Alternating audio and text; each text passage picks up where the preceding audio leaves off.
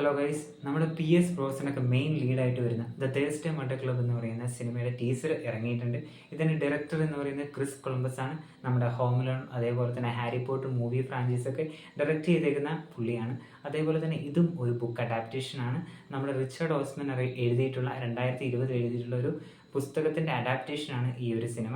2020 ആ ഒരു പുസ്തകം ഇറങ്ങിക്കഴിഞ്ഞ ഉടനെ തന്നെ ഈ ഒരു പുസ്തകത്തിൻ്റെ റൈറ്റ്സ് നമ്മുടെ സ്റ്റീഫൻ സ്പിൽബർഗിൻ്റെ പ്രൊഡക്ഷൻ കമ്പനി വാങ്ങി. അതിനുശേഷം അവരൊരു സിനിമ അനൗൺസ് ചെയ്തു 2022. അതിനുശേഷം വളരെയധികം ഡിലേകളെല്ലാം നടന്നതിന് ശേഷമാണ് 2024 ഇതിൻ്റെ പ്രൊഡക്ഷൻ വർക്കും അതേപോലെ തന്നെ ഷൂട്ടിംഗ് എല്ലാം നടന്നത്. അതിനുശേഷം ഈ 2025 ഈ ഒരു സിനിമ റിലീസാകാൻ പോകുന്നത്. ആഗസ്റ്റ് 28 ഈ ഒരു സിനിമ റിലീസാകാൻ പോകുന്നത്. അതേപോലെ തന്നെ ഈ ഒരു ദ തേഴ്സ്ഡേ മർഡർ ക്ലബ് എന്ന് പറയുന്ന ഈ ഒരു പുസ്തക ഫ്രാഞ്ചൈസിൽ ഏകദേശം 4ഓളം പുസ്തകങ്ങൾ ഇറങ്ങിയിട്ടുണ്ട്.